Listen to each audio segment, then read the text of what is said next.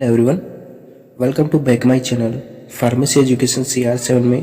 Friends, आज का जो हमारा लेक्चर है वो काफ़ी इंपॉर्टेंट होने वाला है फ्रेंड्स। तो वीडियो स्टार्ट करने से पहले यदि आप हमारे चैनल पर नए हो तो चैनल को लाइक और सब्सक्राइब कर दीजिएगा, बेल आइकन को प्रेस कर दीजिएगा और चैनल को सब्सक्राइब कर दीजिएगा, जिससे आने वाली वीडियोज़ की जो नोटिफिकेशन है फ्रेंड्स वो सबसे पहले जो आप तक पहुँचते रहे। तो वीडियो स्टार्ट करते हैं।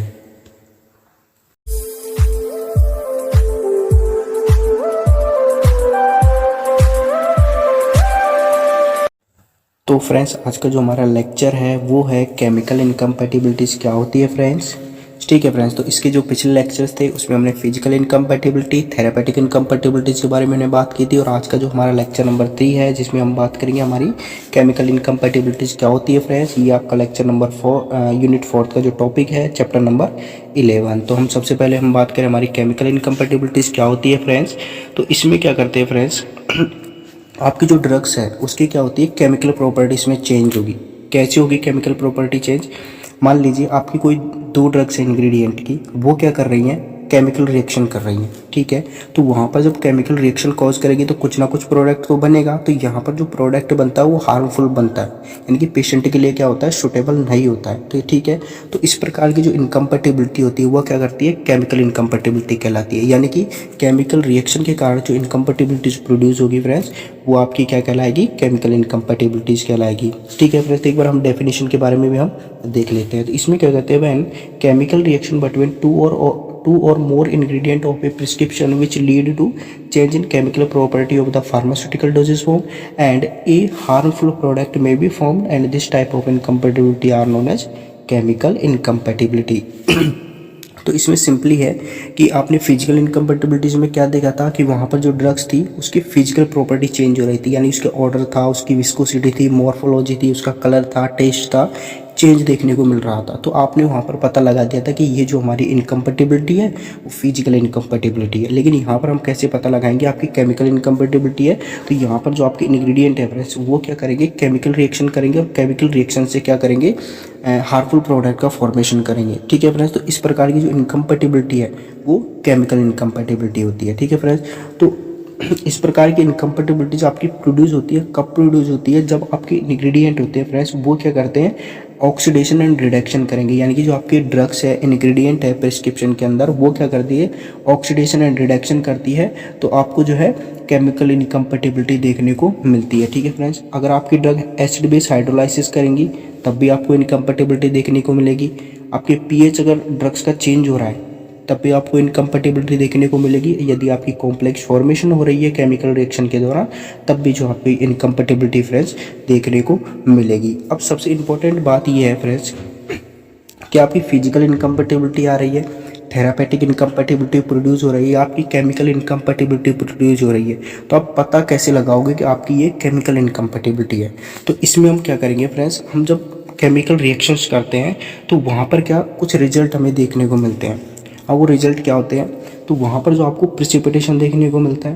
प्रिसिपिटेशन क्या होता है फ्रेंड्स, यहाँ पर आपका कोई भी जो सॉल्यूशन होता है, सॉल्यूशन के अंदर हमारा क्या है, कोई भी आपका मान लीजिए आपकी ये कोई बॉटम है या फिर आपका ये कोई पात्र है जिसमें हम क्या करते हैं, सॉल्यूशन भरा रखा है। ठीक है, तो इस सॉल्यूशन के अंदर क्या करते हैं, आपकी जो ड्रग्स है, इंग्रेडिएंट है, वो नीचे जाकर क्या कर जाते हैं, ग्रेनुल्स की फॉर्म में बन जाते हैं। तो इसको आप क्या कहते हो, प्रिसिपिटेट कहते हो। ठीक है, तो यहाँ पर जो आपको जब भी आपकी केमिकल रिएक्शन होगी तो वहाँ पर आपको क्या देखने को मिलेंगे, प्रिसिपिटेट देखने को मिलेंगे। और ये जो प्रिसिपिटेट है फ्रेंड्स टू टाइप्स के होते हैं। एक तो आपका होता है इंडिविजुअल प्रिसिपिटेट और दूसरा आपका होता है डिफ्यूजुअल प्रिसिपिटेट। ठीक है फ्रेंड्स, तो इनके बारे में हम आगे बात करेंगे। ठीक है फ्रेंड्स, दूसरी अगर हम बात करें तो आपकी जो केमिकल इनकम्पैटिबिलिटी जब प्रोड्यूस होगी तो आपको वहाँ पर एफरवेस्केंस देखने को मिलेगा। अब ये एफरवेस्केंस क्या होता है फ्रेंड्स, आप जब पाउडर का जो चैप्टर आएंगे, हमारे जो नोट्स पाउडर वाले चैप्टर के नोट्स आएंगे, तो वहाँ पर आपको देखने को मिलेगा कि आपकी जो एसिड एंड बायोकार्बोनेट्स है वहाँ पर क्या करते हैं, रिएक्ट करते हैं और एवोल्यूशन करते हैं गैस का, यानी कि वहाँ पर CO2 निकलती है। ठीक है, तो यहाँ पर एफरवेस्केंस में वही देखने को मिलता है कि यहाँ पर जो एवोल्यूशन होता है गैस का, तो ये किसके कारण होगा, केमिकल इनकम्पैटिबिलिटी के कारण। तीसरा जो आपका आता है एक्सप्लोजन। एक्सप्लोजन का मतलब ये होता है फ्रेंड्स, यहाँ पर आपको विस्फोट देखने को मिलता है। आपने कई बार देखा कि जब आप सोडियम को पानी के अंदर डाल देते हो तो वहाँ पर जो है आपका जो बॉटम है या तो ब्लास्ट हो जाती है या फिर जो सोडियम है उसमें आग लग जाती है। ठीक है फ्रेंड्स, तो वहाँ पर क्या देखने को मिलता है, आपको विस्फोट देखने को मिलता है। कई बार लैब में भी हमारे साथ हो जाता है। ठीक है फ्रेंड्स, उसके बाद में आपको कलर चेंज देखने को मिलेगा ड्रग्स का, ठीक है, यानी कि जो आपकी इंग्रेडिएंट है या फिर आपकी जो फॉर्मुलेशन है उसका कलर चेंज देखने को मिलेगा। और उसके बाद आपको भी देखने को मिलेगा आपका डिकम्पोजिशन जो है फ्रेंड्स देखने को मिलेगा फ्रेंड्स। तो ये कुछ रिजल्ट है फ्रेंड्स जिसके द्वारा आप देखकर पता लगा सकते हो कि आपकी यहाँ पर केमिकल इनकम्पैटिबिलिटी प्रोड्यूस हुई है, ठीक है फ्रेंड्स। तो अगर हम बात करें, अब हम केमिकल इनकम्पैटिबिलिटीज़ के फ्रेंड्स टाइप की बात करें, तो आपकी जो केमिकल इनकम्पैटिबिलिटीज़ होती है फ्रेंड्स 2 टाइप्स की होती है, ठीक है। एक तो होती है आपकी टॉलरेटेड और दूसरी जो होती है आपकी एडजस्टेड। टॉलरेटेड इनकम्पैटिबिलिटीज़ क्या होती है, जिसको आप कैसे कम कर सकते हो, अगर आपकी केमिकल आपके इंग्रेडिएंट ने केमिकल रिएक्शन की और आपको टॉलरेटेड इनकम्पैटिबिलिटीज प्रोड्यूस हुई है, तो आप इसको कैसे कम करोगे फ्रेंड्स, तो उसके बारे में हम बात करते हैं। तो यहाँ पर जो है फ्रेंड्स आपकी जो टॉलरेटेड इनकम्पैटिबिलिटी होती है, इसमें हम क्या करते हैं, आपके जो इंग्रेडिएंट होते हैं उसके जो इंग्रेडिएंट का जो थेरापेटिक इफेक्ट होता है या फिर आपके जो इंग्रेडिएंट होते हैं प्रिस्क्रिप्शन के अंदर, उनको क्या करते हो आप अल्ट्रेशन नहीं करते हो। अल्ट्रेशन का मतलब ये होता है फ्रेंड्स, उसमें हम कोई भी बदलाव नहीं करते। जैसे कि जैसे जो इंग्रेडिएंट हमारे प्रिस्क्रिप्शन में है, हम उन प्रिस्क्रिप्शन को कोई भी अल्ट्रेशन नहीं करेंगे, चेंज नहीं करेंगे, बल्कि क्या करेंगे, आपकी जो ऑर्डर ऑफ मिक्सिंग है, यानी कि आपने जो फॉर्मुलेशन तैयार की है उसकी ऑर्डर ऑफ मिक्सिंग को, यानी कि मिक्सिंग करने की जो प्रोसेस है उसमें हम क्या कर देंगे, बदलाव कर देंगे, यानी कि मॉडिफिकेशन कर देंगे प्रोसेस के अंदर, ठीक है। तो इसको हम क्या करेंगे, टॉलरेटेड इनकम्पैटिबिलिटी कहेंगे, जिससे ये आपको मिनिमाइज्ड हो जाएगी, ठीक है फ्रेंड्स। उसके बाद में आपसे पूछा एडजस्टेड इनकम्पैटिबिलिटी। तो एडजस्टेड इनकम्पैटिबिलिटीज में हम क्या करते हैं फ्रेंड्स, इसमें हम कोई भी जो है मिक्सिंग ऑर्डर को चेंज नहीं करते या मॉडिफिकेशन नहीं करते इसमें प्रोसेस। इसमें हम क्या करते हैं, कोई भी सब्स्टिट्यूट्स लेते हैं और उसको हम जो है फॉर्मुलेशन के अंदर एडिड करते हैं, ठीक है, without any alteration in the therapeutic value, यानी कि आपकी जो इंग्रेडिएंट है उसकी थेरापेटिक वैल्यू में कोई भी चेंजेस नहीं होता है, और जिससे आपकी जो है हार्मफुल रिएक्शन देखने को मिलती है फॉर्मुलेशन के अंदर, वो रुक जाती है। यानी कि आप क्या करते हो, इसमें डायरेक्टली कोई सब्स्टिट्यूट लेगो और उसको आपको क्या कर देना है, ऐड कर देना है, जिससे आपकी क्या होता है, प्रिस्क्रिप्शन में जो हार्मफुल रिएक्शन देखने को मिल रही है एडजस्टेड इनकम्पैटिबिलिटीज़ की, वो जो है नहीं होती है फ्रेंड्स, प्रिवेंट हो जाती है। तो इस प्रकार जो हम एडजस्टेड इनकम्पैटिबिलिटीज़ को कम कर सकते हैं, और इस प्रकार की जो इनकम्पैटिबिलिटीज़ क्या कहलाती है, हमारी एडजस्टेड इनकम्पैटिबिलिटीज़ कहलाती है, ठीक है फ्रेंड्स। अब अगर हम अब बात करें हमारा जो केमिकल इनकम्पैटिबिलिटीज़ को हम कैसे जो है रिमूव कर सकते हैं, सबसे इम्पोर्टेंट बात कि हम किस प्रकार जो है केमिकल इनकम्पैटिबिलिटीज़ का करेक्शन कर सकते हैं या उसको कम कर सकते हैं। तो इसमें हम क्या करते हैं, कुछ मेथड्स का यूज़ करते हैं, ठीक है। तो यहाँ पर हम क्या करते हैं कि जब आप फॉर्मुलेशंस करते हो केमिकल इनकम्पैटिबिलिटीज़ के, तो यहाँ पर आपको क्या कहते हैं, प्रेसिपिटेट देखने को मिलते हैं। मैंने अभी बताया था कि आप केमिकल इनकम्पैटिबिलिटी जब भी आएगी तो आपको वहाँ पर प्रेसिपिटेशन देखने को मिलेगा, ठीक है। तो प्रेसिपिटेशन जैसे ही देखने को मिलेगा तो वहाँ पर आपको 2 प्रेसिपिटेट देखने को मिलते हैं, या तो आपका जो प्रेसिपिटेट होगा वो डिफ्यूजिबल होगा, या फिर आपका जो प्रेसिपिटेट होता है फ्रेंड्स इनडिफ्यूजिबल होगा, ठीक है फ्रेंड्स। तो इन प्रेसिपिटेट को, यानी कि हमारे जो फॉर्मुलेशन के अंदर प्रेसिपिटेट ना बने फ्रेंड्स, तो इसके लिए हम क्या करें, ठीक है फ्रेंड्स। तो इसके लिए हम कोई 2 मेथड यूज़ करते हैं। तो फ्रेंड्स यहाँ पर अगर हम बात करें मेथड ए की, तो मेथड ए हम कब यूज़ करेंगे फ्रेंड्स, अगर आपका जो प्रेसिपिटेशन हो रहा है और वहाँ पर आपको डिफ्यूजिबल प्रेसिपिटेट आपका बन रहा है, तो हम कौन सा मेथड यूज़ करेंगे, मेथड ए को यूज़ करेंगे, ठीक है। तो इस मेथड के द्वारा हम केमिकल इनकम्पैटिबिलिटीज़ को कैसे रिमूव कर सकते हैं, करेक्शन कर सकते हैं, उसके बारे में हम देखते हैं। तो यहाँ पर हम फ्रेंड्स क्या करते हैं, तो फ्रेंड्स इसमें हम क्या करते हैं, इसमें 2 पोर्शन लेते हैं हम व्हीकल के। मान लीजिए हमारे पास ये 2 पोर्शन है, ठीक है। दोनों में हमने क्या कर दिया, व्हीकल यानी कि वाटर ऐड कर दिया, ठीक है। यहाँ पर भी हमने क्या कर दिया, वाटर ऐड कर दिया, ठीक है। अब जो हमारे रिएक्टेंट यानी कि जो इंग्रेडिएंट केमिकल रिएक्शन करते हैं और आपको हार्मफुल प्रोडक्ट प्रोवाइड कराते हैं, उनको हम क्या करते हैं, सेपरेटली अलग अलग व्हीकल में हम क्या करते हैं, ऐड कर दिया, ठीक है।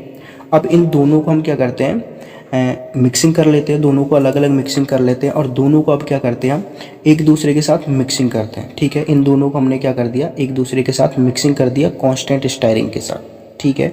तो यहाँ पर जो आपकी इनकम्पैटिबिलिटीज़ है, यानी कि जो आपकी डिफ्यूजिबल प्रेसिपिटेट आपको देखने को मिल रहा है आपकी इनकम्पैटिबिलिटीज़ में, वो देखने को नहीं मिलता है फ्रेंड्स। तो इस मेथड के द्वारा हम केमिकल इनकम्पैटिबिलिटीज़ को रिमूव कर सकते हैं यदि आपकी डिफ्यूजिबल प्रेसिपिटेट हो, ठीक है। तो फ्रेंड्स इसमें हम क्या करेंगे, 2 आपने व्हीकल लिए, दोनों व्हीकल में आपका जो भी रिएक्टेंट जो आपकी केमिकल रिएक्शन कॉज करते हैं उनको अलग अलग हम सेपरेटली क्या करते हैं, अलग अलग व्हीकल में मिक्स कर लेते हैं और उनको दोनों को एक साथ क्या करते हैं, मिक्सिंग कर देते हैं, जिससे आपकी डिफ्यूजिबल प्रेसिपिटेट की जो प्रॉब्लम क्रिएट होती है वो देखने को नहीं मिलती है। मेथड बी में हम क्या करते हैं फ्रेंड्स, मेथड बी में कब यूज़ करेंगे हम, जब आपका जो प्रेसिपिटेशन के दौरान जो आपका प्रेसिपिटेट बन रहा है वो क्या हुआ, इंडिफ्यूजिबल होता है। इसमें भी हम वही करेंगे, बस थोड़े से स्टेप चेंज कर देंगे। तो इसमें हम क्या करेंगे, सबसे पहले हम क्या करेंगे, आपका जो दो पोर्शन लेंगे, जैसे कि हमने फर्स्ट मेथड में लिया था, आपने दो पोर्शन लेना है, ठीक है फ्रेंड्स। दो पोर्शन को क्या करते हैं, एक दूसरे के साथ सेपरेटली कर लेते हैं, ठीक है। इनमें हमने व्हीकल ऐड कर दिया, ठीक है। अब आपको क्या करना है, इन दोनों व्हीकल में क्या करता है, आपके जो रिएक्टेंट कर रहे हैं, यानी कि जो आपके रिएक्टेंट है जो केमिकल रिएक्शन कॉज कर रहे हैं, उनको आपको क्या कर देना है, डिसॉल्व कर देना, ठीक है। डिसॉल्व करने के बाद क्या करते हैं, जो आपका जो सेकंड पोर्शन है, ठीक है, इस सेकंड पोर्शन में आपको क्या करना है, सेकंड पोर्शन को आपको किस में डाल देना है, मोटर पिस्टल में, ठीक है। तो मोटर में डालकर आपको पिस्टल की सहायता से क्या करना है, उसको मिक्सिंग करना है, किसके साथ, आपको ट्रेगेंथ पाउडर के साथ। यानी कि आपका जो सेकंड व्हीकल है, ठीक है, यानी कि सेकंड पोर्शन है, इसमें आपको क्या करना है, ट्रेगेंथ पाउडर को डालना है, ठीक है। और इसको किस में डाल देना, मोटर में डालकर आपको करना है, ट्राइचुरेट करना है, जब तक कि आपकी स्मूथ म्यूसिलेज जब तक कि आपकी नहीं बन जाए। जैसे ही आपकी स्मूथ म्यूसिलेज बन जाएगी, फिर उसको क्या करना है, स्मूथ जो म्यूसिलेज आपकी बनी है उसको आपको ऐड करना है, ठीक है। एंड ऐड और डिसॉल्व करना है किसके साथ, अदर रिएक्टिंग सब्सटेंसेस के साथ, ठीक है। अदर रिएक्टिंग सब्सटेंस यानी कि पोर्शन फर्स्ट के साथ, ठीक है, पोर्शन फर्स्ट के साथ। यानी कि आपने इसमें क्या करना है, पोर्शन फर्स्ट की भी क्या करना है, आपको म्यूसिलेज बनानी है, ठीक है। उसके साथ आपको क्या करना है, इसके अंदर ऐड करना है, ठीक है, और आपको म्यूसिलेज बनानी है। और फिर दोनों रिएक्टेंट को एट द सॉल्यूशन पर first reactant to the mucilage बनाकर आपको क्या करना है, स्लोली विद कांस्टेंट स्टायरिंग करनी है, ठीक है। यानी कि कांस्टेंट स्टायरिंग के साथ दोनों को मिक्स करना है, जिससे आपकी जो प्रॉब्लम है फ्रेंड्स वो आपको देखने को नहीं मिलेगी, ठीक है। तो क्या करना है, इसमें आपको दो पोर्शन लेने हैं, दोनों पोर्शन को अलग अलग कर देना है। पोर्शन सेकंड को आपको क्या करना है, मोटर में डालना है और उसमें ट्रेगेंथ पाउडर ऐड कर देना है, उसको म्यूसिलेज बनानी है। और जो आपका अदर रिएक्टिंग सब्सटेंस है जिसकी म्यूसिलेज को आपको ऐड कर देनी है स्लोली, और कंटिन्यू स्टायरिंग करते रहना है, जिससे आपको ये प्रॉब्लम जो है सॉल्व देखने को मिलती है फ्रेंड्स। अब हम इसके एग्जांपल्स की बात कर लेते हैं कि केमिकल इनकम्पैटिबिलिटीज में क्या क्या होता है, यानी कि किस प्रकार आपका प्रेसिपिटेशन हुआ, गैस का एवोल्यूशन कैसे हुआ, यानी कि फ्रेन वेस्केंस कैसे देखने को मिला, कलर चेंजेस कैसे देखने को मिलेगा। तो उनके जो एग्जांपल्स के द्वारा हम इसको समझते हैं केमिकल इनकम्पैटिबिलिटी को। तो फ्रेंड्स इस प्रकार अब हम बात करेंगे केमिकल इनकम्पैटिबिलिटीज के एग्जांपल्स की, ठीक है फ्रेंड्स। दो तीन एग्जांपल्स के थ्रू समझ लेते हैं। ज़्यादातर एग्जांपल पूछे जाते हैं एग्जाम में, तो उसमें हम देख लेते हैं कि आपकी केमिकल इनकम्पैटिबिलिटीज में क्या क्या देखने को मिलता है, ठीक है फ्रेंड्स। तो सबसे पहले हम बात करें तो हमारी जो केमिकल इनकम्पैटिबिलिटी प्रोड्यूस होगी, तो मैंने आपको बताया कि वहाँ पर प्रेसिपिटेशन देखने को मिलेगा, ठीक है। अब प्रेसिपिटेशन जब आप देखोगे तो वहाँ पर आपको प्रेसिपिटेट की फॉर्मेशन देखने को मिलेगी, ठीक है। यानी कि आपने ज़्यादातर जो स्टूडेंट होते हैं उसको क्या कहते हैं, निराली पब्लिकेशन या ठाकुर पब्लिकेशन का सिलेबस ही प्रोवाइड किया जाता है। लेकिन वहाँ पर क्या होता है फ्रेंड्स, आपको जो प्रेसिपिटेट की जो फॉर्मेशन है उसके बारे में जो आपको इतना डिटेल में नहीं बता रखा है, यानी कि आपको समझ में आए उतनी चीज़ें नहीं बता रखी उसमें। तो आप जब स्टैंडर्ड बुक्स में जाते हो तो वहीं पर ही जो आपको प्रेसिपिटेट की फॉर्मेशन देखने को मिलती है कि जिससे आपको ईजिली समझ में आ जाए, ठीक है। तो यहाँ पर कुछ एग्जांपल्स हैं जिसके द्वारा कैसे प्रेसिपिटेट की फॉर्मेशन हुई है, एक दो एग्जांपल समझ लेते हैं जिससे आपको पता लग जाएगा कि प्रेसिपिटेट की फॉर्मेशन हुई कैसे, ठीक है। तो यहाँ पर फ्रेंड्स यहाँ पर थोड़ा सा मिसअंडरस्टैंडिंग हो गई है फ्रेंड्स, यहाँ पर कुछ एरर आ गया है पीडीएफ में, क्योंकि यहाँ पर जो आपका स्टेनिन हाइड्रोक्लोराइड के जस्ट नीचे क्या है, आपका एरोमेटिक वाटर है और उसके नीचे आपका वाटर है, लेकिन यहाँ पर जो है अदल बदल हो गया है, ठीक है फ्रेंड्स। आपको मैं एक बार समझा देता हूँ जिससे आप जो है लिख लीजिएगा। तो यहाँ पर मैं आप ले चलता हूँ, यहाँ पर अपनी ये आपकी फॉर्मुलेशन है, ये आपका प्रिस्क्रिप्शन है। तो यहाँ पर जो आपको प्रिस्क्रिप्शन का जो फॉर्मेट दे रखा है, यानी कि आपका फेरिक सॉल्यूशन है 2 ml, फिर सोडियम सैलिसाइलेट है, प्यूरिफाइड वाटर, तो इसी प्रकार उसका सीक्वेंस है। लेकिन वहाँ पर क्या हुआ, कुछ टेक्निकल वजह से या फिर आपका कुछ एरर आ गया पीडीएफ में, तो वहाँ पर जो है ये अदल बदल हो गया। तो आप इनको जो है सीक्वेंस में कर लीजिएगा, ठीक है फ्रेंड्स। तो यहाँ पर आप जो इसको सीक्वेंस में कर लीजिएगा, जैसे आपका सेकंड जो एग्जांपल मैंने बताया, ठीक है। तो यहाँ पर फ्रेंड्स क्या देखने को मिलेगा, आपकी जो प्रिस्क्रिप्शन के अंदर आपने मान लीजिए प्रेसिपिटेट की फॉर्मेशन हुई, तो यहाँ पर जब क्या होगा कि जो आपका स्ट्रेकिनिन हाइड्रोक्लोराइड सॉल्यूशन है, ये क्या होता है फ्रेंड्स, एक प्रकार से साल्ट होता है, ठीक है। यानी कि एल्कलाइन साल्ट होते हैं। तो हम जानते हैं कि जब भी आपका जो एल्कलाइन बेसिस एल्कलाइन साल्ट में चेंज होते हैं तो उनकी जो सॉल्युबिलिटी होती है यानी कि आपकी वाटर में जो सोल्युबिलिटी वो बढ़ जाती है, यानी कि पूरी तरह सोल्युबल हो जाएंगी, ठीक है। लेकिन जो आपके एल्कलाइन बेसिस होते हैं उनकी सोल्युबिलिटी इतनी नहीं होती है, तो वो क्या करते हैं, प्रिसिपिटेट का फॉर्मेशन कर देते हैं। तो यहाँ पर यही है इस सिचुएशन में। देखिए यहाँ पर जो स्ट्रेकनिन हाइड्रोक्लोराइड एक साल्ट है, जैसे कि मैंने यहाँ पर बता रखा है, ठीक है, एल्कलाइन साल्ट है, तो ये क्या होता है, सोल्युबल हो जाएगा वाटर के अंदर। लेकिन जो आपका एरोमेटिक स्पिरिट अमोनिया, ये क्या है, एक बेसिक सबस्टांसेस है, ठीक है, एल्कलाइन सबस्टांस है, तो ये क्या करता है, सोल्युबल नहीं होता है, ठीक है। तो इस प्रकार जो आपकी इनकम्पेटिबिलिटी जो प्रोड्यूस हो जाएगी, तो यानी कि जब आप इसका फॉर्मुलेशंस करोगे, इन दोनों को मिक्सिंग करोगे, तो यहाँ पर जो आपका स्ट्रेकनिन हाइड्रोक्लोराइड है वो क्या होता है, प्रेसिपिटेट बनाएगा। और ये जो प्रेसिपिटेट बनेंगे वो क्या होंगे, डिफ्यूजिबल होंगे। तो यानी कि कौन सा मेथड यूज़ करेंगे फ्रेंड्स, हम मेथड ए को यूज़ करेंगे। तो इसमें प्रिस्क्रिप्शन में आपको यहाँ पर एग्जाम्पल के थ्रू बता रखा है this incompatibility, this prescription is a chemical incompatibility because strychnine hydrochloride solution क्या है हमारा, जो हमारा क्या है, एक प्रकार से एल्कलाइन साल्ट है। और जो हमारा एरोमेटिक अमोनिया है फ्रेंड्स, वो क्या है, एल्कलाइन सबस्टांसेस है। When they get react together, तो स्ट्रेकनिन जो क्लोराइड है आपका, वो क्या होगा, गेट प्रेसिपिटेट बना लेगा। यानी कि जो आपकी जो प्रेसिपिटेट बनेंगे वो कैसे बनेंगे, डिफ्यूजिबल बनेंगे। और दिस टाइप ऑफ इनकम्पेटिबिलिटीज क्या कहलाती है, आपकी एल्कोलोइडल इनकम्पेटिबिलिटीज कहलाएगी फ्रेंड्स। तो आपको स्टैंडर्ड बुक में जाएगी तो वहाँ पर आपको सीधे एल्कोलोइडल इनकम्पेटिबिलिटीज देखने को मिलती है, ठीक है। जैसे आपकी एक ही सेहत की बुक आ गई, और बहुत सारी ऐसी बुक्स है जिसमें आपको एल्कोलोइड इनकम्पेटिबिलिटी बता रखी है। लेकिन आपकी जो निराली पब्लिकेशन उसमें डायरेक्ट बता रखा है फॉर्मेशन कहती है प्रेसिपिटेट की, तो आपको फॉर्मेशन ही बतानी है। एल्कोलोइडल इनकम्पेटिबिलिटीज आई है, इसका मतलब वहाँ पर प्रेसिपिटेट की फॉर्मेशन हुई है, ठीक है। हमने एग्जांपल्स में भी हमने देखा था कि आपको जब भी केमिकल इनकम्पेटिबिलिटीज प्रोड्यूस होगी तो आपको प्रेसिपिटेट की फॉर्मेशन होगी। तो आपको सिंपल बता देना है कि यहाँ पर प्रेसिपिटेट की फॉर्मेशन हुई है, ठीक है। और एक और बात इसमें इंपॉर्टेंट बात यह है कि जो आपका जो प्रेसिपिटेट बनता है फ्रेंड्स, प्रेसिपिटेशन होता है वो आपकी ये डिपेंड होता है solubility of the particular alkaloidal base. यानी कि इसका लाइन का मतलब ये हो गया कि यदि आपका जो स्ट्रेकनिन हाइड्रोक्लोराइड की क्वांटिटी इसकी सोल्युबिलिटी से ज़्यादा है, ठीक है, यानी कि आपके मान लीजिए आपका स्ट्रेकनिन हाइड्रोक्लोराइड कितना है, 1 ग्राम है, और इसको आपको डिसॉल्व करना है किसमें, 30 ml वाटर में, ठीक है। 30 ml वाटर में जब आप इसको डिसॉल्व करोगे तो इसकी यानी 1 ग्राम स्ट्रेकनिन हाइड्रोक्लोराइड 30 ml में डिसॉल्व होगा। यदि इसकी क्वांटिटी ज़्यादा होगी 30 ml से, तो ये डिसॉल्व नहीं होगा और क्या बनाएगा, प्रेसिपिटेट बनाएगा। तो इस बात को, तो इस लाइन का मतलब ये है, यानी कि आपका जो प्रेसिपिटेट है, प्रेसिपिटेशन है, वो डिपेंड करता है सोल्युबिलिटी ऑफ द पर्क्यूलेट एल्कोलॉइड्स। तो आपको इतना डीपली में नहीं जाना है, ठीक है। आपको अगर ये बता दोगे तो आपका काम चल जाएगा, आपको जितना भी नंबर का क्वेश्चन है वो आपको देखने को मिल जाएगा, ठीक है फ्रेंड्स।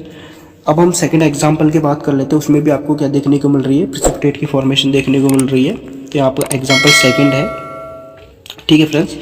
तो यहाँ पर आप देख सकते हो आपका फेरिक क्लोराइड सॉल्यूशन दिया हुआ है। यहाँ पर ये फेरिक क्लोराइड सॉल्यूशन क्या करता है फ्रेंड्स, जो आपका फेरिक क्लोराइड सॉल्यूशन होता है फ्रेंड्स, वो कितना दिया है, 2 ml दिया हुआ है। उसके बाद में सैलिसाइड दिया हुआ आपका 4 ग्राम, और आपका जो प्यूरिफाइड वाटर है वो 19 ml दिया हुआ है। तो this prescription is a chemical incompatibility, क्योंकि यहाँ पर जो आपका सैलिसाइड है वो क्या करता है, रिएक्ट करेगा फेरिक साल्ट के साथ, और क्या करेगा, प्रेसिपिटेट की फॉर्मेशन करेगा, किसके रूप में, फेरिक सैलिसाइड के रूप में। तो यहाँ पर जो आपकी इनकम्पेटिबिलिटीज प्रोड्यूस होगी वो कौन सी होगी, केमिकल इनकम्पेटिबिलिटीज प्रोड्यूस होगी। तो यहाँ पर हम देख रहे हैं, यहाँ पर आपका सैलिसाइड या आपका जो सोडियम सैलिसाइड है उसने क्या किया, रिएक्ट कर रहा है किसके साथ, फेरिक सल्फेट के साथ रिएक्ट कर रहा है, और क्या कर रहा है, प्रेसिपिटेट किसका बना रहा है, फेरिक सैलिसाइड का, ठीक है। और the nature of this precipitate कैसा है, इनडिफ्यूजिबल है। अगर इस प्रेसिपिटेट का जो नेचर है फ्रेंड्स वो कैसा है, इनडिफ्यूजिबल, यानी कि प्रेसिपिटेशन के दौरान अगर इनडिफ्यूजिबल प्रेसिपिटेट बनेगा तो हमने कौन सा मेथड यूज़ किया था, मेथड बी यूज़ किया था, जिसमें आपने 2 व्हीकल लिए थे, अलग अलग ऐड किए थे। उसमें हम ट्रैगन पाउडर ऐड किया था सेकंड व्हीकल में, और फिर हमने उसको टाइचरेशन के लिए मिसलेज बनाया था और उसको मिक्स कर दिया था, ठीक है फ्रेंड्स। तो आप मेथड बी यूज़ करेंगे इस प्रिपरेशन को ओवरकम करने के लिए, यानी कि आपकी जो है इनकम्पेटिबिलिटी जो प्रोड्यूस ना हो, ठीक है फ्रेंड्स। उसके बाद में आपकी देख रही है incompatibilities causing evolution of gas, ठीक है। यहाँ पर स्पेस नहीं है तो आप स्पेस मत छोड़िएगा। आपकी इनकम्पेटिबिलिटीज है वो क्या कॉज करेंगे, एवोल्यूशन करेंगे गैस। अब ये एवोल्यूशन क्या है फ्रेंड्स, कि अगर आप पीछे से वीडियो को देखोगे तो वहाँ पर आपने देखा था कि इफरवेस्केंस देखने को मिल रहा था इनकम्पेटिबिलिटी में। तो इफरवेस्केंस का मतलब क्या हुआ, आपको एवोल्यूशन गैस का देखने को मिला, यानी कि CO2 क्या हुआ है, रिमूवल हो रहा है, ठीक है। तो आपके एसिड एंड बाइकार्बोनेट ने रिएक्ट किया, ठीक है। तो अब इसको एग्जाम्पल के थ्रू समझते हैं फ्रेंड्स। ये आपका प्रिस्क्रिप्शन है, ठीक है, जिसमें आपको एवोल्यूशन गैस का देखने को मिलेगा इस प्रिस्क्रिप्शन के अंदर। तो ये किस प्रकार है, जब आप क्या कराओगे स्प्रे लोशन बनाओगे इस फॉर्मुलेशन का, जब इस फॉर्मुलेशन का आप स्प्रे लोशन बनाओगे तो यहाँ पर आपको क्या देखने को मिलेगा, गैस का एवोल्यूशन देखने को मिलेगा। ये कैसे देखने को मिलेगा, यानी कि आपका जो सोडियम बायोकार्बोनेट है वो क्या करेगा, बोरिक एसिड के साथ रिएक्ट करेगा। अब यहाँ पर बोरेक्स है, बोरेक्स यानी कि यहाँ पर क्या हुआ, आपका जो बोरेक्स था उसका क्या हुआ, हाइड्रोलाइसिस हुआ। हाइड्रोलाइसिस होकर क्या बना, आपका बोरिक एसिड बना। तो बोरिक एसिड क्या हुआ, एक एसिड हुआ, और बाइकार्बोनेट क्या हुआ, एक एल्कलाइन हुआ। दोनों ने रिएक्ट की, ठीक है, और रिएक्ट करके क्या बनाया, इफरवेस्केंस पैदा किया वहाँ पर, यानी कि इफरवेस्केंस प्रोड्यूस किया, यानी कि CO2 का क्या किया, रिमूवल किया। ठीक है, जैसे कि मैंने इफरवेस्केंस में बताया था। ठीक है, यानी कि बोरेक्स से क्या बना, एसिड बना, और एसिड ने क्या किया, बायोकार्बोनेट के साथ रिएक्ट किया और गैस का एवोल्यूशन किया। ठीक है, यानी कि CO2 का क्या किया, रिमूवल किया। ठीक है, अब देखते हैं नीचे क्या दे रखा है।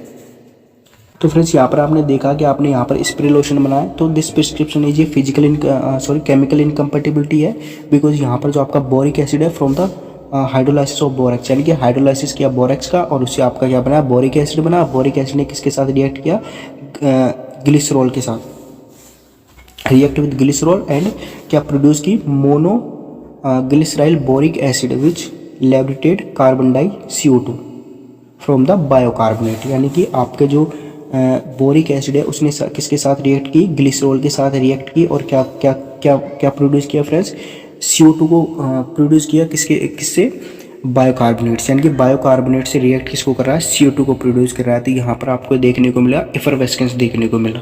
ठीक है, तो this mixer is a chemical incompatibility because evolution of gas. तो बस आपको सिंपली बता देना है कि एवोल्यूशन यहाँ पर देखने को मिल रहा है। ठीक है फ्रेंड्स, तो आपको ये सब बता देना है जिससे आपको जो है टीचर को सीधा इफेक्ट पड़ेगा आपकी कॉपी पर कि आपने जो है उसको ये चीज़ें बताई है। ठीक है, क्योंकि वहाँ पर जब एग्ज़ाम में जब आप जाते हो तो वहाँ पर इतना टाइम नहीं होता है उनके पास कि आपकी हर चीज़ को पढ़ कर देखें। तो वहाँ पर आपको सिंपली एग्जाम्पल्स के थ्रू समझा के आना है। ये बहुत बेस्ट तरीका होता है आपकी प्रिपरेशन का। ठीक है फ्रेंड्स, तो ये आपकी जो है इनकम्पेटिबिलिटीज़ का एवोल्यूशन हुआ गैस का। ठीक है, और आपकी ये फॉर्मुलेशन है। ठीक है, फॉर्मुलेशन में आपके मैंने बताया है कि आपका बायोकार्बोनेट है वो बोरिक हाइड्रोलाइसिस होता है बोरेक्स का, वो रिएक्ट करेगा सोडियम कार्बोनेट या आपका ग्लिसरॉल से। ठीक है, और आपका क्या करेगा एवोल्यूशन कर देगा गैस का। ठीक है फ्रेंड्स, अब हम तीसरे एग्जांपल्स की बात करते हैं जिसमें आपको कलर चेंज देखने को मिल रहा है। ठीक है फ्रेंड्स, तो हमने इनकम्पेटिबिलिटीज को कैसे पहचाना, प्रेसिपिटेशन के दौरान पहचाना, प्रेसिपिटेट की फॉर्मेशन हुई, उसके बाद हमने कैसा पता इफरवेस्केंस यानी कि एवोल्यूशन होता है गैस का। अब हम बात करें कलर चेंजेस के द्वारा। ठीक है, तो कलर चेंज के द्वारा किस प्रकार से आपकी इनकम्पेटिबिलिटीज आती है, chemical incompatibilities causing change in colour. ठीक है, तो आपकी जो केमिकल इनकम्पेटिबिलिटीज क्या कॉज करेंगी, कलर में चेंज करेंगे। ठीक है, तो ये 3 एग्जाम्पल्स हो गए फ्रेंड्स। आपको ये 3 ही एग्जाम्पल जो है एग्जाम में मेंशन करके आने। ऐसे तो बहुत सारे एग्जाम्पल्स हैं, लेकिन आप 3 एग्जाम्पल कर पाते हो वही बहुत बड़ी बात है, क्योंकि वहाँ पर आपको इतना टाइम नहीं मिल पाता है। ठीक है, आप जब एग्जाम में जाते हो तो 3 घंटे का टाइम वहाँ पर ड्यूरेशन होता है मिनिमम, तो आपको 3 घंटे बहुत ज़्यादा लगते हैं। जब आप कॉपी की राइटिंग करने स्टार्ट कर देते तो आपको 3 घंटे कब निकल जाते हैं आपको पता भी नहीं चलता। ठीक है फ्रेंड्स, तो यहाँ पर हम देख सकते हैं ये आपकी जो प्रिपरेशन है या आपका जो प्रिस्क्रिप्शन ऑर्डर है ये इस प्रकार से आपको दिया हुआ है, जिसमें सोडियम सैलिसाइड दिया है 1.0 ग्राम है, उसके बाद में सोडियम बाइकार्बोनेट दिया है 1.0 ग्राम, और फिर सोडियम मेटाबाइसल्फेट दिया है 0.01 ग्राम, और फिर इसमें क्लोरोफॉर्म वाटर भी आपको मेंशन किया है 15.5 ml। ठीक है फ्रेंड्स, अब इस प्रकार का जो प्रिस्क्रिप्शन है उस पर किस प्रकार से आपकी इनकम्पेटिबिलिटीज कॉज हुई है, किस प्रकार से आपका कलर चेंज हुआ है, इसके बारे में हम बात करते हैं। तो हमने क्या किया, इस फॉर्मुलेशन का सबसे पहले हमने क्या किया, मिक्सचर किया। ठीक है, आपने इस फॉर्मुलेशन का क्या कर दिया, मिक्सचर बना दिया। अब मिक्सचर के दौरान क्या हुआ, इस प्रिस्क्रिप्शन में क्या हुआ, आपकी केमिकल इनकम्पेटिबिलिटी प्रोड्यूस हुई, क्योंकि यहाँ पर आपका जो सोलुबल जो आपका सैलिसाइड है वो प्रेजेंट है किसके रूप में, मिक्सचर के रूप में, किसके साथ, एल्कलाइन बायोकार्बोनेट के साथ। यानी कि सोडियम जो सोलुबल आपका जो सैलिसाइड है वो किसकी फॉर्म में, मिक्सचर की फॉर्म में प्रेजेंट है। तो अब हम जानते हैं कि मिक्सिंग की फॉर्म में अगर कोई मिक्सचर की फॉर्म में अगर कोई चीज़ प्रेजेंट है तो वो एटमॉस्फेयर से क्या करेगी, यानी कि मॉइस्चर को क्या करेगी, एब्जॉर्ब करेगी, नमी को एब्जॉर्ब करेगी, और नमी को एब्जॉर्ब करेगी तो वहाँ पर रिएक्शन होगी। ठीक है, तो यहाँ पर क्या हुआ, आपका सोलुबल सैलिसाइड कैसी फॉर्म में है, मिक्सचर फॉर्म में है, किसके साथ है, एल्कलाइन बाइकार्बोनेट के साथ। तो आपका अगर कोई मिक्सचर फॉर्म में एल्कलाइन बाइकार्बोनेट के साथ अगर वो मिक्सचर की फॉर्म में है तो वो क्या करेगा, मॉइस्चर को एब्जॉर्ब करेगा एटमॉस्फेयर से, और वहाँ पर क्या करेगा, आपको रेडिश ब्राउन कलर जो है चेंज देखने को मिलेगा। तो यहाँ पर फ्रेंड्स क्या हो रही है, सबसे इंपॉर्टेंट बात कि यहाँ पर कलर का क्या हो रहा है, चेंज हो रहा है। ठीक है, तो इस इनकम्पेटिबिलिटीज में क्या हुआ आपका, लेकिन जो आपकी एक बात विशेष ध्यान रखनी है कि यहाँ पर रेडिश ब्राउन कलर तो आपका चेंज हो गया, लेकिन आपका जो थेरापेटिक एक्टिविटी है उसमें चेंज नहीं होगा। यहाँ पर आपके पास जो ड्रग्स है उसका कलर चेंज हो गया, इंग्रेडिएंट का कलर चेंज हो गया, फॉर्मुलेशन का कलर चेंज हुआ, लेकिन जो थेरापेटिक एक्टिविटी है ड्रग्स की उसमें चेंज नहीं हुआ। जो थेरापेटिक एक्टिविटी ड्रग्स की है, इंग्रेडिएंट की है, वही आपको यहाँ पर देखने को मिलेगी। ठीक है फ्रेंड्स, तो इसका एग्जाम्पल हम प्रिस्क्रिप्शन के थ्रू समझते हैं ये किस प्रकार से हुई। तो यहाँ पर ये देखिए फ्रेंड्स, आपका सोडियम सैलिसाइलेट है जो आपका क्या है, सोलूबल है, और ये कौन सी फॉर्म में है, मिक्सिंग फॉर्म में है। ठीक है फ्रेंड, मिक्सर की फॉर्म में है। तो ये क्या करेगा, नमी को एब्जॉर्ब करेगा, मॉइस्चर को एब्जॉर्ब करेगा, किसमें से, एटमॉस्फेयर से। और आप ये किसके साथ मौजूद है इस प्रिस्क्रिप्शन में, बायोकार्बोनेट के साथ। तो बायोकार्बोनेट के साथ क्या करेगा, रिएक्ट करेगा मॉइस्चर से, एटमॉस्फेयर से मॉइस्चर को एब्जॉर्ब करेगा, और आपको रेडिश ब्राउन कलर यहाँ पर चेंज देखने को मिलेगा। तो इस प्रकार की जो इनकम्पेटिबिलिटीज प्रोड्यूस होगी वो आपकी कैसी इनकम्पेटिबिलिटीज होगी, केमिकल इनकम्पेटिबिलिटीज प्रोड्यूस हो जाएगी। तो फ्रेंड्स, अब इसको हम कैसे रिड्यूस कर सकते हैं, इसको, इस फॉर्मुलेशन को हम कैसे करेक्शन कर सकते हैं कि आपकी केमिकल इनकम्पेटिबिलिटीज प्रोड्यूस ना हो। तो इसमें हम क्या करेंगे फ्रेंड्स, कुछ सावधानियां लेंगे। जैसे कि आपने इसको अवॉइड, यानी कि इस कलर को चेंज करने से रोकने के लिए हम क्या कर लेंगे, जो आपका सोडियम सैलिसाइलेट है उसमें हम क्या कर देंगे, 0.1% हम क्या करेंगे, सोडियम मेटाबाइसल्फेट जो कि एक एंटीऑक्सीडेंट है, उसको हम यूज़ कर देंगे इस रेसिपी के अंदर। तो यानी कि आपकी क्या है, ये रेसिपी है, इस रेसिपी में आपका क्या है, आपका जो सोडियम सैलिसाइलेट है मिक्सचर की फॉर्म में अवेलेबल है, और आपका जो सोडियम बाइकार्बोनेट है इसके साथ जो है अवेलेबल है। मॉइस्चर को एब्जॉर्ब नहीं करे एटमॉस्फेयर, तो इसके लिए हम क्या ऐड कर देंगे, सोडियम मेटाबाइसल्फेट जो कि एक एंटीऑक्सीडेंट है, मिक्सिंग के अंदर ऐड कर देंगे, जिससे आपको ये प्रॉब्लम सोल्व होने को देखने को मिलेगी, और आपकी इनकम्पेटिबिलिटीज प्रोड्यूस नहीं होंगी फ्रेंड्स। तो ये कुछ आपका जो बेसिक टॉपिक है फ्रेंड्स, जिसमें हमने आपको डिटेल में बताया कि केमिकल इनकम्पेटिबिलिटीज़ क्या होती है, कितने टाइप्स होते हैं, क्या उसके एग्जांपल्स होते हैं। यदि अगर आप हमारे चैनल पर नए हैं फ्रेंड्स, तो चैनल को यार लाइक और सब्सक्राइब कर दीजिएगा, बेल आइकन को प्रेस कर दीजिएगा, जिससे आने वाली वीडियोज़ की जो नोटिफिकेशन है फ्रेंड्स वो सबसे पहले आप तक पहुँचती रहे। तो फ्रेंड्स, वीडियो ख़त्म करने से पहले मैं एक सुझाव देना चाहूँगा फ्रेंड्स। आपने यहाँ पर जितने भी टॉपिक्स देखे हैं मेरे यूट्यूब चैनल पर, तो आपको सिलेबस के अकॉर्डिंग ही जो आपको तैयारी करनी है। अब यहाँ पर मैंने आपको मेथड फॉर करेक्शन, यानी कि जो आपकी इनकम्पेटिबिलिटीज को आप कैसे ठीक करोगे उसके बारे में मैंने आपको जो है बताया है। ठीक है फ्रेंड्स, लेकिन यहाँ पर जो आपकी जो निराली पब्लिकेशन है या फिर आपकी जो ठाकुर पब्लिकेशन है फ्रेंड्स, उसमें आपको ये नहीं दे रखा। ठीक है फ्रेंड्स, लेकिन मैंने आपकी क्या नॉलेज के लिए आपको यहाँ पर बताया। ठीक है, ये टॉपिक आपको नॉलेज के लिए बताया, लेकिन अगर आपको एग्जाम में डायरेक्टली आपसे पूछे कि इनकम्पेटिबिलिटीज़ क्या होती है, एग्जाम्पल्स क्या होते हैं, आपको वही चीज़ लिखनी है जो आपसे एग्जाम्पल्स में पूछे। ठीक है, एग्जाम में पूछे, आपको एक्स्ट्रा चीज़ें नहीं लिखनी है, क्योंकि वहाँ पर अगर आप एक्स्ट्रा चीज़ें लिखने बैठोगे तो बहुत टाइम निकल जाएगा। अब यहाँ पर आपको मेथड देखने को मिले, मेथड बताने को मिलेंगे, तो आप मेथड ए की बात करोगे, बी की बात करोगे, उसको डिटेल में समझाओगे तो बहुत टाइम निकल जाएगा। ठीक है फ्रेंड्स, तो आपको सिर्फ वही चीज़ें बतानी है एग्जाम में जो एग्जामिनर पूछ रहा है, क्वेश्चन ने पूछा है। ठीक है, आपको आपका जो अगर RUHS का सिलेबस की अगर हम बात करें 4th यूनिट की, तो उसमें आपको सिर्फ इनकी डेफिनेशन बता रखी है और इसका क्लासिफिकेशन बता रखा है, और आपको एग्जाम्पल बता, लेकिन आपको यहाँ पर जो आपकी किस प्रकार से इनकम्पेटिबिलिटीज़ को आप रिमूव करेंगे उसके बारे में कुछ बता नहीं रखा। तो आप इन सबको अगर पूछे एग्जाम में, अगर किस प्रकार से आप इनकम्पेटिबिलिटीज़ को रिड्यूस कर सकते हो, करेक्शन कर सकते हो, तो आपको ये मेथड लिख के आने हैं। ठीक है फ्रेंड्स, अदरवाइज़ अगर फिर भी लिखना है तो आपको यहाँ पर आप ये मत लिखिएगा। ठीक है, ये सारा मेथड ए मेथड बी का फॉर्मेट मत लिखिएगा अगर नहीं पूछे तो।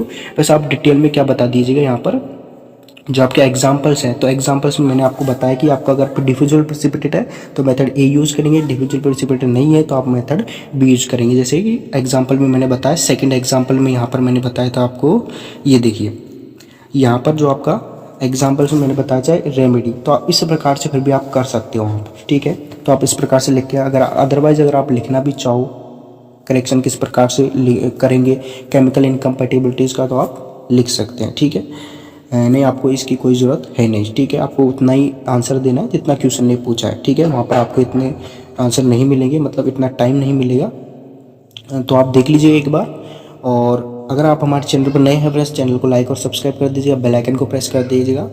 मिलते हैं नेक्स्ट वीडियो।